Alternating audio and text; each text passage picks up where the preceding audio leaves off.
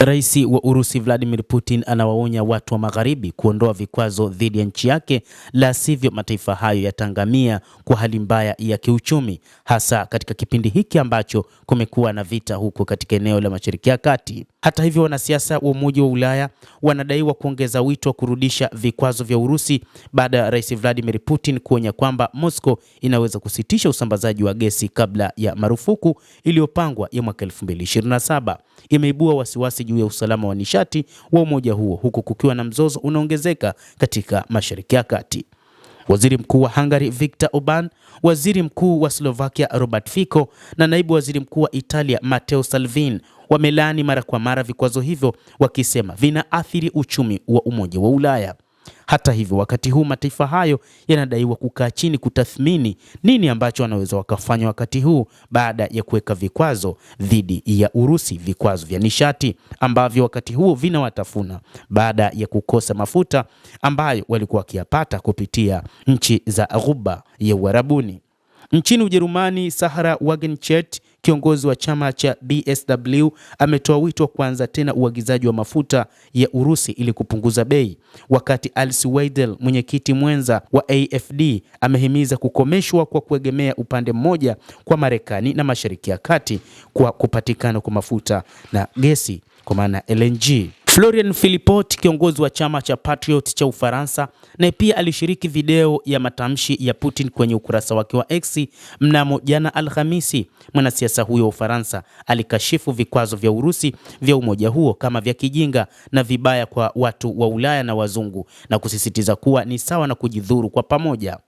Wakati huu viongozi wengi wa vyama vya kisiasa barani Ulaya, hasa katika nchi za Magharibi, wanajilaumu sana baada ya kuweka vikwazo dhidi ya Urusi, huku Rais Vladimir Putin akionya kwamba ana uwezo wa kuwazuia wasipate mafuta yake na pamoja na gesi ili waingie katika hali mbaya ya kiuchumi zaidi, na akiwataka kwamba kama wanaweza wakaondoa vikwazo vyote vya Urusi ambavyo waliviweka. Bei ya gesi barani Ulaya imepanda kwa miaka mitatu na wiki hii imepanda zaidi baada ya kampeni ya Marekani na Israel dhidi ya Iran na mashambulizi ya kulipiza kisasi ya Tehran katika eneo la Mashariki ya Kati yalitatiza usafirishaji wa gesi ghafi na LNG kupitia mlango wa bahari wa Hormuz, eneo ambalo ni hatari sana baharini. Hii ilisababisha Qatar, msafirishaji wa pili kwa ukubwa duniani wa LNG, kusitisha uzalishaji. EU inapata kati ya 5% hadi 15% ya jumla ya usambazaji wake wa gesi kutoka vyanzo vya Mashariki ya Kati, haswa Qatar. Kwa sasa Marekani ndio wasambazaji wakuu wa LNG wa kambi hiyo wakiwa na hisa 60%, lakini iliyokuwa na bei ghali kuliko wakati wowote.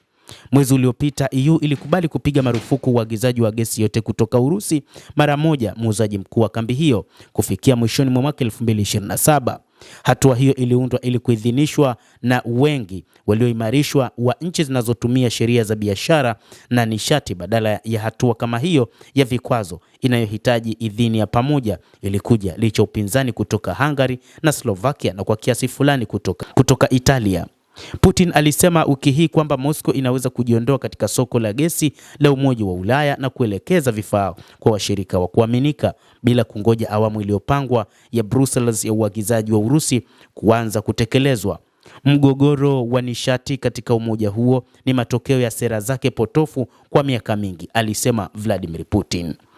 Sasa rais wa Marekani ameidhinisha kuuzwa kwa mafuta ya Urusi angalau hadi mwezi wa 4, na ni wakati ambapo anataka kuonyesha kwamba anajali kwa mataifa ya Ulaya ambayo yanaweza kuingia katika hali mbaya ya kiuchumi baada ya kukosa gesi nyingine kutoka katika nchi ya Qatar na mataifa mengine ya Ghuba. Hata hivyo, hii inasababisha hali kuwa mbaya zaidi katika eneo hilo la Mashariki ya Kati. Hata hivyo, baadhi ya taarifa zinaeleza kwamba Marekani inataka kuziruhusu Ujerumani kuhakikisha wanaendelea na ununuzi wa mafuta kupitia kampuni ya Rosneft ambayo ilipigwa marufuku na Marekani. Mtazamaji wa The World News, endelea kutufuatilia, lakini usisahau kulike, usisahau kucomment, kadhalika kusubscribe channel yetu hii upate habari hizi kwa mapana kupitia The World News. Mimi ni Adam Hussein. Endelea kuwa nasi wakati wote, endelea kutufuatilia uyajue mengi yanayojiri duniani ili uweze kufahamu nini kinaendelea hasa wakati huu wa vita katika eneo la Mashariki ya Kati.